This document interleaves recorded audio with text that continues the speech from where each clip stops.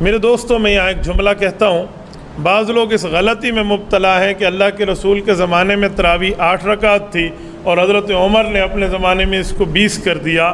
ایسی کوئی بات نہیں ہے۔ السلام علیکم ورحمۃ اللہ وبرکاتہ۔ اللہ سے دعا کرتے ہیں کہ آپ لوگ خیریت سے ہوں گے۔ مناظرہ تراویح 20 یا 8 کہ حضرت عمر نے 8 کو 20 کیا، یہ بھی جھوٹ ہے۔ میں چیلنج کرتا ہوں دنیا کی کسی حدیث کی کتاب میں نبی صلی اللہ علیہ وسلم سے یا صحابہ اکرام علیہم رضوان سے تراویح کا لفظ ثابت کریں۔